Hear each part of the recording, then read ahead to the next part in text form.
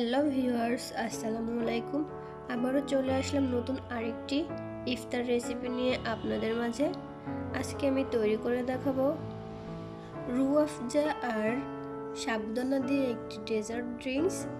আর রোজা রেখে কিন্তু আমরা ইফতারিতে বিভিন্ন ধরনের শরবত খেয়ে থাকি, তবে আজকে আমি এটাই শরবতের পরিবর্তে একটা ডেজার্ট ড্রিঙ্কস তৈরি করে দেখাচ্ছি। এটা খেতেও যেমন সুস্বাদু, আর কিন্তু এটা স্বাস্থ্যের জন্য খুবই ভালো, আর পেটেও থাকে অনেকক্ষণ। তাহলে চলুন দেখে নিয়ে যাক কিভাবে তৈরি করতে হয়। এর জন্য আমি এখানে একটা বোল নিয়ে নিয়েছি।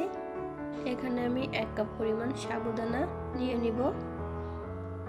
আপনারা আপনাদের প্রয়োজন অনুযায়ী সাবুদানা অ্যাড করে দিবেন। এখানে আমি পরিমাণ মতো পানি দিয়ে 2-1 বার হালকা হাতে সাবুদানাগুলো ধুয়ে নিব। খুব বেশি কষলিয়ে ধোয়া যাবে না, হালকাভাবে এটা ধুয়ে নিতে হবে। দেখুন আমি 2-1 বার ধুয়ে এটা পানিতে ভিজিয়ে রেখেছি। আমি এটা প্রায় 2 ঘন্টার মতো পানিতে ভিজিয়ে রাখবো, এতে করে সাবুদানাটা তাড়াতাড়ি ফুলে উঠবে এবং তাড়াতাড়ি এটা সেদ্ধ হয়ে যাবে। দেখুন সাবুদানাটা অনেকটাই ফুলে উঠেছে। এ পর্যায়ে আমি এগুলো খুব ভালো মতো করে সেদ্ধ করে নেব।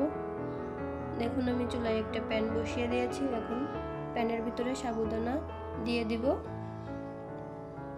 আর এটা আমি মিডিয়াম লো হিটে সেদ্ধ করে নিব। আর যেহেতু আমি সাবুদানা আগে থেকেই ভিজিয়ে রেখেছিলাম, সেজন্য সেদ্ধ হতে খুব বেশি একটা সময় লাগবে না। দেখুন আমার প্রায় সেদ্ধ হয়ে এসেছে। এই পর্যায়ে এগুলো আমি একটি ছাঁকনিতে সেঁকে নিব। আমি সাবুদানাটা একটা সাইডে রেখে দিয়েছি, আর এখানে আমি 1 লিটার দুধ নিয়ে নিয়েছি। এখানে আমি 1/2 কাপ পরিমাণ গুঁড়া দুধ অ্যাড করে দিব। আপনারা যদি গুঁড়া দুধটা না দিতে চান, সেক্ষেত্রে এখানে দুধের পরিমাণটা একটু বেশি পরিমাণে নিতে হবে, আর সেই দুধটা জাল করে ঘন করে নিতে হবে। আমি যেহেতু এখানে গুঁড়া দুধটা ইউজ করছি, সেক্ষেত্রে আমি 1 লিটার দুধ ইউজ করছি। শুধু লিকুইড দুধ দিয়ে এই ডেজার্টটা তৈরি করতে হলে দুধের পরিমাণটা একটু বেশি নিতে হবে, যেহেতু দুধটা জাল করে একটু ঘন করে নিতে হবে। এ পর্যায়ে দিয়ে দিব 1/4 কাপ পরিমাণ চিনি, আর এই চিনিটা যার যার স্বাদ অনুযায়ী মিষ্টিটা কম বেশি করে দিতে পারেন। আমি আমার স্বাদ অনুযায়ী দিয়েছি। দেখুন দুধটা খুব ভালো মতো বলক এসে গিয়েছে। এ পর্যায়ে আমি আগে থেকে সেদ্ধ করে রাখা সাবুদানাটা দিয়ে দিলাম।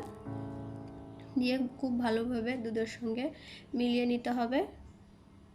দেখুন আমার খুব ভালোভাবে মেলানো হয়ে গিয়েছে। এ পর্যায়ে আমি রুহ আফজা দিয়ে দিব। এখানে আপনারা আপনাদের পছন্দ অনুযায়ী যে কোনো সিরাপ দিয়ে দিতে পারেন। আমি আমার পছন্দ অনুযায়ী রুহ আফজা দিয়ে দিয়েছি। এখানে আমি এই চামচের 1 চামচ পরিমাণ রুহ আফজা দিয়ে দিয়েছি। এখানে প্রায় 1/3 কাপ পরিমাণ রুহ আফজা আছে। আপনারা আপনাদের পছন্দ অনুযায়ী দিয়ে নেবেন, যে যেমনটা ফ্লেভার খেতে পছন্দ করেন। দিয়ে খুব ভালোভাবে দুধের সঙ্গে মিলিয়ে নিতে হবে। দেখুন আমার খুব ভালোভাবে মেলানো হয়ে গিয়েছে, আর কালারটা খুব সুন্দর এসেছে। আমি এখানে 2 ফোঁটা ফুড কালার দিয়ে দিয়েছি, রেড ফুড কালার। দেখুন এর কালারটা একদম খুব সুন্দর হয়ে এসেছে। এখন এটা আমি পরিবেশন করে দিব। দেখুন এভাবে আমি জগের ভিতরে ঢেলে নিয়েছি, একটু চামচের সাহায্যে নাড়িয়ে এটা পরিবেশন করতে হবে। রোজার ভিতরে কিন্তু আমরা নানান ধরনের শরবত এবং ড্রিঙ্কস খেয়ে থাকি, তবে এই রমজানে আমার এই রেসিপিটি অবশ্যই আপনারা একবার ট্রাই করে দেখতে পারেন। আশা করছি আপনার পরিবারের সবাই খুবই পছন্দ করে খাবে, বিশেষ করে বাচ্চারা। আর অনেক বাচ্চারা কিন্তু দুধ খেতে চায় না, তাদের কিন্তু এভাবে করে বানিয়ে দিলে খুবই মজা করে খাবে।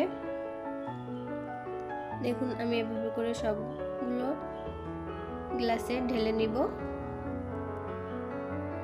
দেখতেই পাচ্ছেন এর কালারটা খুবই সুন্দর এসেছে, আর দেখতেও কিন্তু খুবই সুন্দর লাগছে। খেতে তো অসম্ভব মজার হয়েছিল। অবশ্যই আমার এই রেসিপিটি ফলো করে একবার হলেও ট্রাই করবেন, আর কমেন্টস করে জানাবেন কেমন হয়েছে। আর লাইক দিতে তো একদমই ভুলবেন না, কারণ আপনাদের একটা লাইক আর কমেন্টস আমাকে অনেক বেশি উৎসাহিত করে। আমার ভিডিওটি দেখার জন্য সবাইকে অসংখ্য ধন্যবাদ। আল্লাহ হাফেজ।